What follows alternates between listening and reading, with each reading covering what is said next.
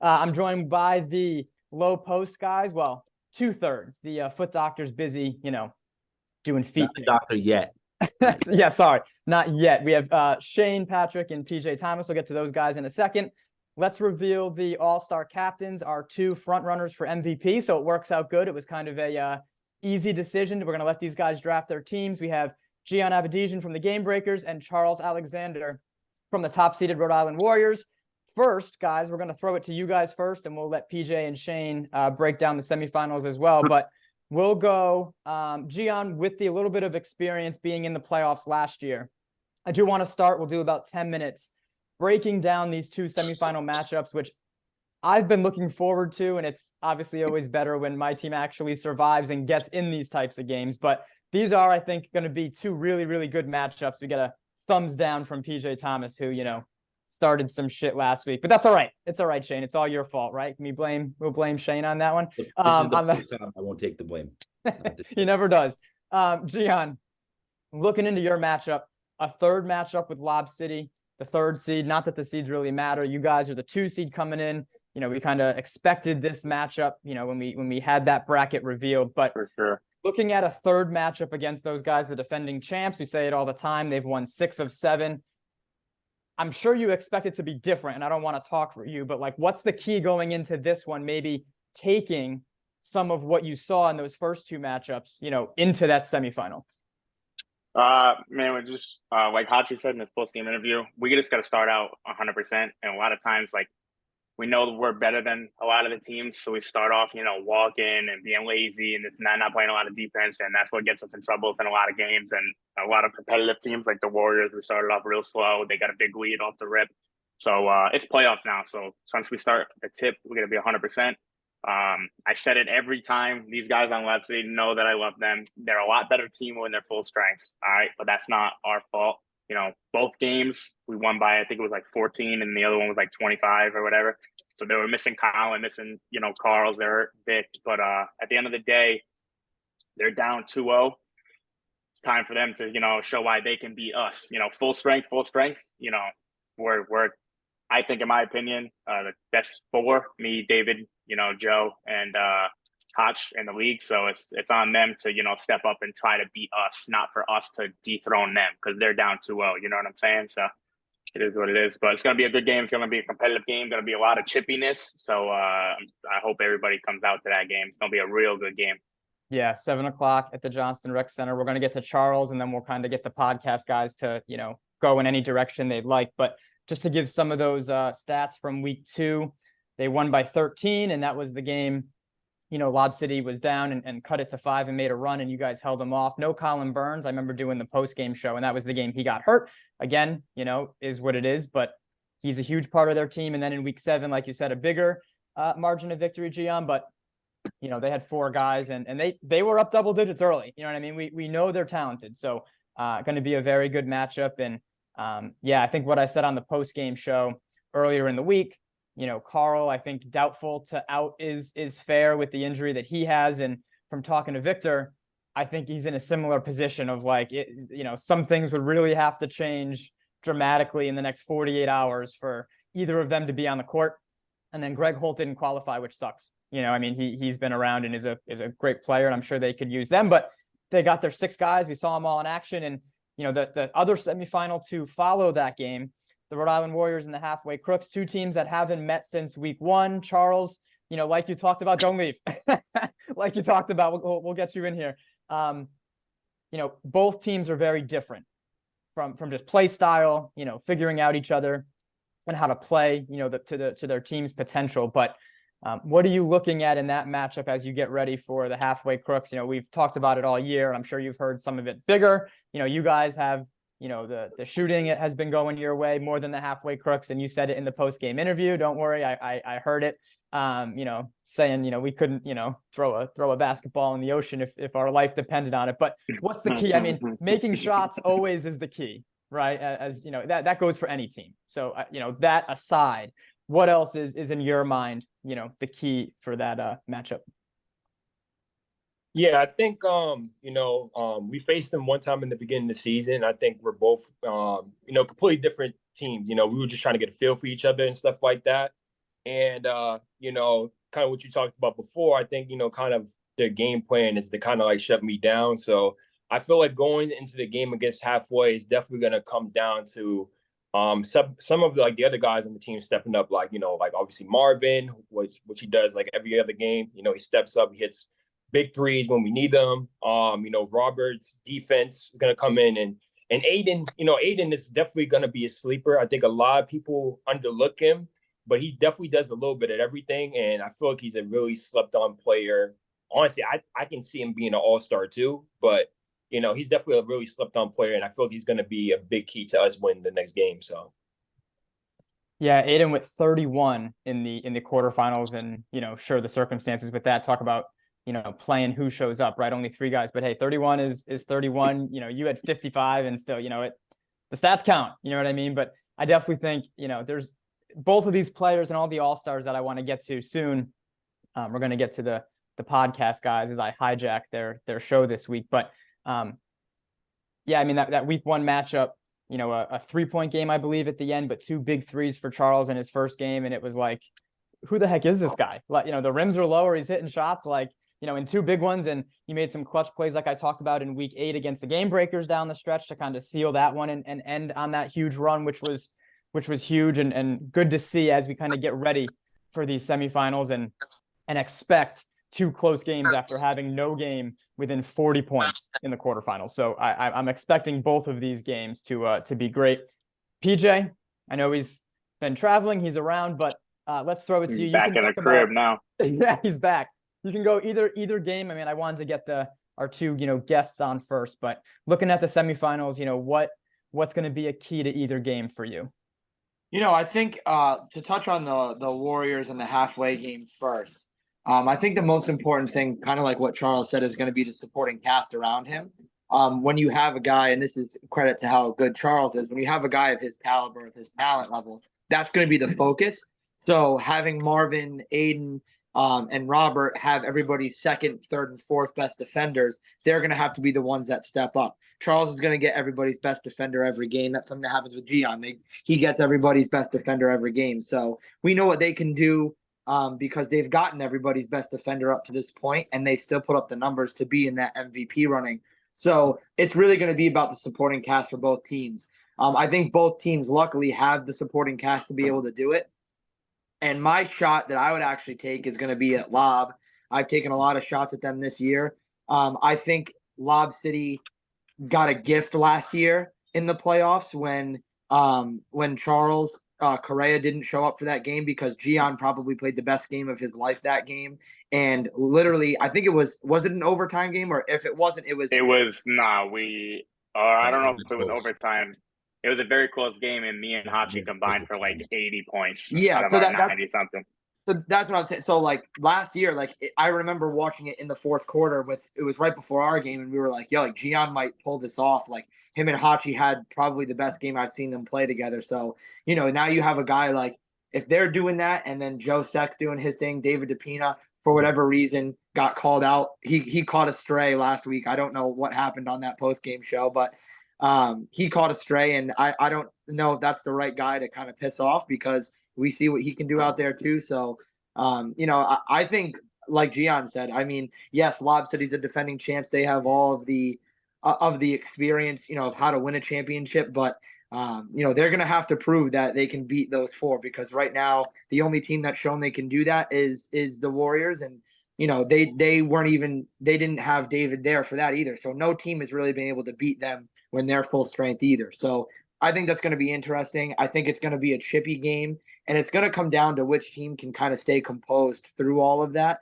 because the second that someone starts getting teched up and thrown out of the game is going to swing the game in whatever direction. So, I think, unfortunately for Lob City, I think that they're the least of the 2 teams that's able to stay level-headed through that. I've seen the Game Breakers be pretty cool, calm, and collected throughout whatever chippy battles they've had. So, I think they're going to have to be the ones that have something to prove this week. I forgot to tell you, we're going to make picks, all 4 of you guys, which is going to be great. So get ready for your game picks before we get to the draft. We're going to get to Shaine. 2 things I wanted to say. The thing I forgot about what Gian said is, even though you guys have won 2 and not that, you're saying this, but this game is kind of worth 3. You know what I mean? Like those two obviously matter. I'm sure would trade those two in the regular season for this one, if you could. So that, yes, the 2 wins count and are, huge. Just like with we lost to the Warriors in the regular season. Like you can keep that one, if the Crooks can win this one. Like it's the same, same thing in the playoffs when it's a one and done situation. And just to that point last year, Gian and Hachi combined for 72 of 78 against Lob City in that semifinal last year. So yes, nearly 80 points combined for those two, and who nearly pulled it off without Charles Correa, as PJ said. Shane, whichever way you'd like, what's your key to these 2 semifinals? I'm going to start with what's going to probably be my favorite game. It's the Shaine Patrick type of game. It's game breakers and lob. I feel like that's going to be the game. Like, and I'm coming this week. I'm excited to see that one probably the most, but it's going to be a game where Tech's going to be dealt out. They're going to be talking. It's going to start early. It's going to start fast. And these are the 2 teams, I've always said it throughout the year, they play up-tempo basketball. The minute they get downhill, they're rolling. They're throwing the ball at the rim. They don't care if no one's there yet. And I feel like that's probably going to be the key to this game. Whoever gets the plays, that gets the benches jumping, the people on the benches jumping, it's going to be their game. And from what we've seen all year, Game Break has done a better job of that, at least. Obviously, Lob, they're consistent. They come alive in the playoffs. Not going to sit here and doubt them. But it's no one's fault if you all don't show up. And that's been their story this year. So I kind of got to lean towards Gian. I think obviously Lob makes it competitive. It's going to be close. It's going to be chippy. But the way that the Game Breakers have been playing, got to give it to them. If they get lazy, like Gian said, because I saw it, I think week 2 or 3, where they were up 20-25 and Lob kind of got back in it. They got it to like 6 or 7 and they couldn't close it. And then they had that charge at the end. I'm actually excited to see that little rematch too. But it was one of those things, like, if you don't take Lob seriously, of course they're going to show you why they're the 6-time champions. But if you guys can keep that little mental note and keep a little voice right here, but don't slack off on them, I think you guys got it. And then to get to halfway and the Warriors, that's going to be such like a technical basketball game. I'm excited to see the battle in the middle. I got to be honest, Charles, I don't know how you stay in the air that long. That you got to teach me that. That is wild stuff. But I'm also excited to see how Jeff combats that. I'm going to assume that's who you're going to stick on him most of the time. I know you guys probably throw some different looks, but Jeff, being a DPOY, is going to take the toughest assignment. But you can't stop someone jumping that high over you. Jeff's just pretty strong, so I'm excited to see how you guys contain it. And I'm excited. Like, my money is on Spencer. If you guys need to win, it's going to be on Spencer this week for you guys. I agree. He had a game last week, and if my boy Carlton can come out swinging, come out dancing, think he kind of drives you guys to a win. But that's a game I'm not picking a winner. I can't. That's a game I'm excited to watch too. Well, that's not how it works. Shane will be picking in a second, and we'll let everybody make their picks and kind of explain a little bit as well. So that's how we'll kind of get everybody back in. Spence Freeman, I texted him already. I was like, dude, his defense and his mental state, just being confident and like playing the way he can play, then translates to his offense. And a lot of teams have players like that, where when they're doing, the things they can do well, it then elevates, their play and everybody else's play. But when it comes to Charles, Gian, and all the All-Stars, like I said, you're not going to stop them. Right. And I think that's, can only hope to contain. There you go. Exactly right. With any of the analysis, it's, how do you limit what they do well or make them adjust enough to kind of throw them off a little bit to give, your team a better chance to win. But it's going to be awesome. All right, let's make some picks and get to this draft. We'll go Gian, and then I'll go Charles, PJ, and Shane. So first one, you are picking your own game. So obviously, I'm going to pick my own team. Perfect. Yeah. Perfect. All right, but what's the deciding factor then? And that'll be kind of the analysis point for all of you guys. But go ahead, Gian. So game breakers, why? I think we just got their number. I think we're very in our heads. Jose called out David because both games David held them to like 40 and 20% and 55 and like 20-something%. He's a gnat on Jose. He doesn't like it. There's no shot at Jose. Jose knows I rock with him. He knows we're very friendly. It's just you Make it a can shot. tell. Make it a shot. Make it interesting. You can tell. Nah, see, I'm not like that. And, people be on the interviews and this and that. I'll be talking during the game. I don't really be talking like when people are not in front and stuff like that. But I just think that they're more mentally worried about this game than we are. We're more, hey, we're gonna win the game. We want to play the game. We're gonna win.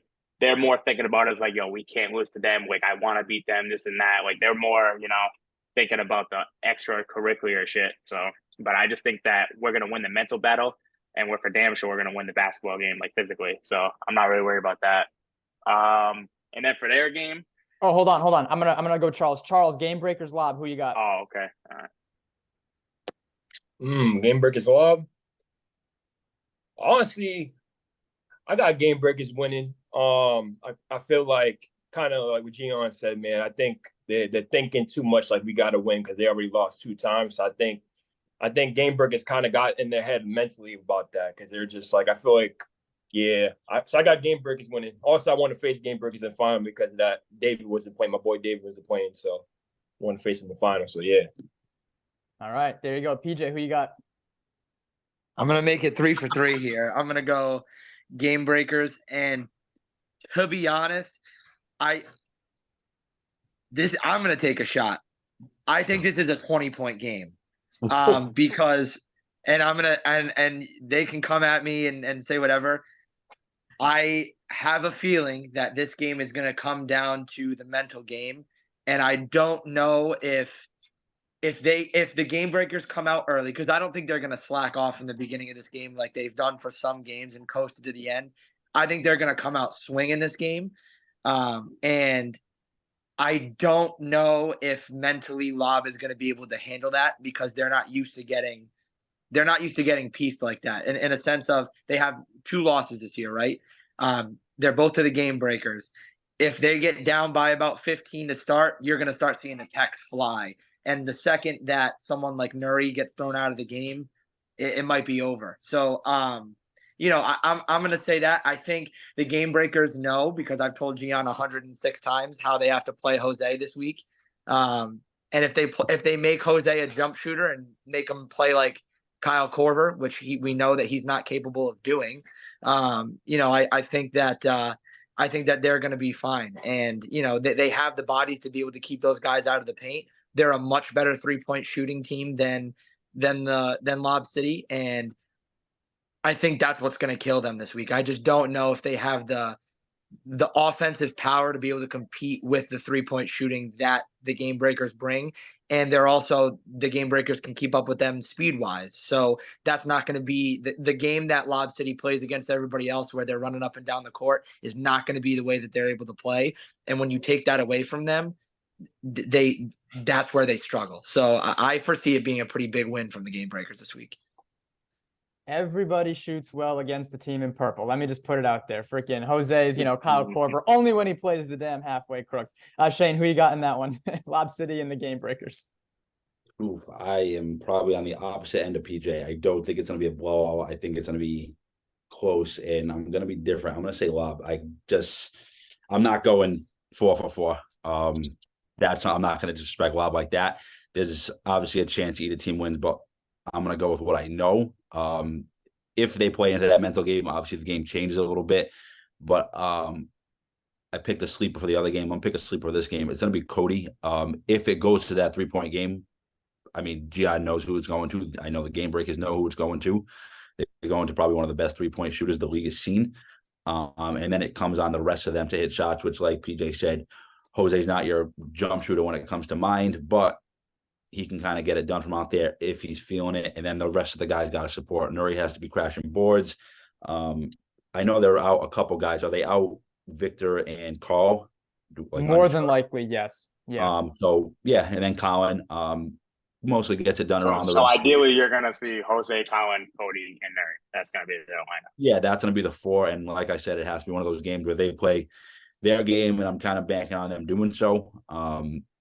You're up for it in the playoffs, Gian. I got to say, I'm not going to sit here and call you out. I know you're a hell of a basketball player, but you got to get past this round. And then I can be like, all right, I'm buying my stock. I don't, if you ask anyone who knows me when I draft fantasy, anything, I don't do rookies. I don't do people who can't do the longevity thing for me. So with that being said, that's your motivation going into this week. And I feel you. I know what it's going to do, and that's no slight at you. Hell of a ball player, hell of a hooper, but you got to get there for me to believe in it. So take that with you the game this week. Love it. Draft is coming. Let's do the other game a little, quickly. Charles first on this one. I know he's picking the Warriors, like we've already figured out this is how it's going to go. Fair. What's the key to that one on why you think, or what's the difference for the Warriors to win, Charles? I definitely think the difference is if Spence, he trash talks, that was definitely gonna give us the edge. So no, I'm just joking. No, yeah, you guys might have a chance if Spence doesn't trash talk, but I think definitely I think the advantage we have is I think the defense is gonna focus too much on me and trying to stop me from driving and I think our other players are gonna come in clutch. I think Marvin's he's gonna come to play. Aiden's going to come to play. And, if all our people come to play and you guys are just focused on me trying to score, then it's going to be really hard. And I just don't, I believe that we're definitely going to run away with this. I think it's going to be a close game, but I think we got halfway Crooks number. So, yeah. Fair. All right, Gian, who you got in that one? Crooks and Warriors. This is I don't know. This is a close game. I think, like Charles just said, the game, like to what they need to do is their supporting cast, because that team, what people don't realize is halfway is big, pause, but they're like actual big men, pause again. They're like back to the basket type players. You know what I mean? Like they're not just 6'4", like Jose 6'3", 6'4", athletic, Charles is 6'4", 3'6", but they're like centers. So they're gonna clog the lane. They're gonna make it very hard for Charles to get to the cup. So even if he does get by, let's say Jeff, then Dom and Devin are there. It's tough. So I think it's the supporting cast. You know what I mean? You're gonna need a big game from Marvin. Like when they played us, that kid Robert hit like 6 crucial threes. Like timing wise, they were crucial, which I never saw. I had to check the box score. I ain't never seen him do that in any other game, but he just did it that game. So it's like you just need that to win that type of game. And for halfway, I think it's just playing tall. You can't let them, because we got out rebounded. I mean, we didn't have David. I don't make excuses, but we got out rebounded by 20. You're not gonna win a game getting out rebounded by 20. You know what I mean? So you got to get them off the offensive glass, the defensive glass, and slow the game down, because they're a very high paced team, kind of like us. You got to slow the game down, make them play half court defense. So I don't know. I really don't know. It's like a pick 'em. If I had to pick a team, I would say the Warriors, just because we're gonna have our 4, and I want to play them in the finals too. They got lucky. They won by 10 without our best defender, rebounder. So I wanna see them with full strength. You know what I'm saying? So I'll pick the Warriors. All right, PJ, who you got? I'm going to go to the bathroom and get sick after I say this. I'm going halfway. And I'm sorry, Charles. I have all the faith in you in the world.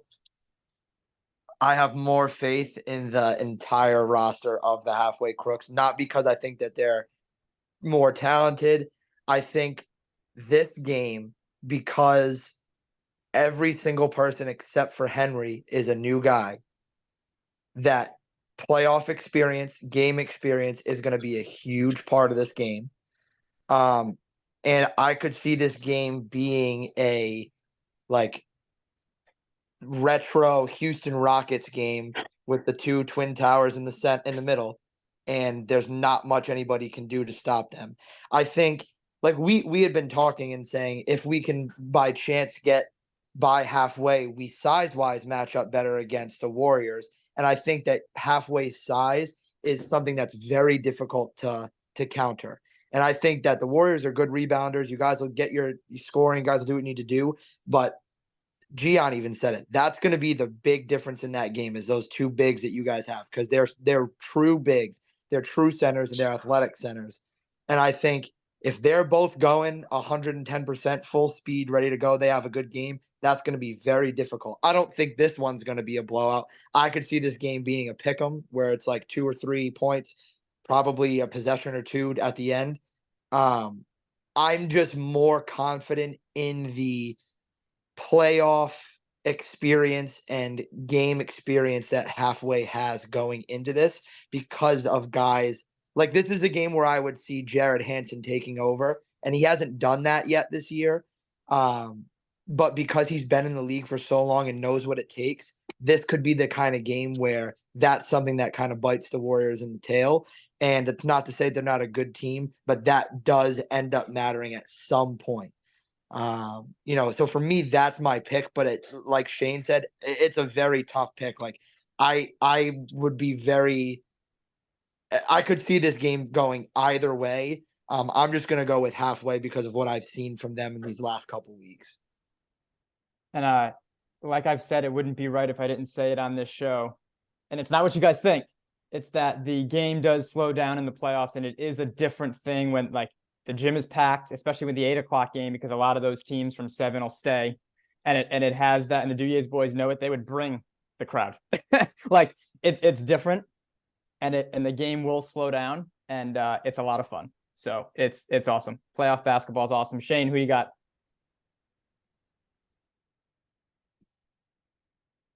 You're You might muted, mute, Shane. Zocco. Yeah, this isn't an easy one. But I'm gonna fade PJ again. I think the Warriors get it done. Not a slight at halfway. I just think the style that this game is gonna go, it's gonna more favor the Warriors than halfway. But if you can't get around Devin and Jeff, there's a problem. But it's all about the 3-point game. And like PJ said, it might come down to Hanson. And if that's what we're banking on for a win, not going to get it done. I know there's other ways around it, and we're hoping on Spencer to have a huge game. And like I said, if that happens, we might be having a different story. But it's an up here thing. And if Spencer thinks he's going to get it done, I'm kind of got to fade the opposite. You can't go into it thinking you're going to get 30 and have this almost triple-double type game. And then from the Warriors, you got to see the same stuff that you've seen all season. Charles has put up some good numbers. I think it was 50 last week or 45, something like that, and outrageous number of rebounds again. That's the most consistent thing with Charles' stat line. Each game, it's a lot of points and a extremely high amount of rebounds, which you don't see often. So if they can get that done and kind of give them the support around of getting the boards, because like PJ said, it's a twin tower type of situation. Tough to get around Devin and Jeff, but if you can and the shots fall, that's why I'm going to take the Warriors. And as of late, the shots have been falling for the Warriors. I know number 8, I'm not sure of the name, but he shot like 0 for 9 against us. And then last week, he had probably a season high for him, career high for him. Most of it came from behind the line. So if that follows trend, then that's why I'm going to lean the Warriors. All right. And we went longer, but it was all good stuff. I'm going to audible right now. This is part 1. We're going to split it. Give me 1 second, guys.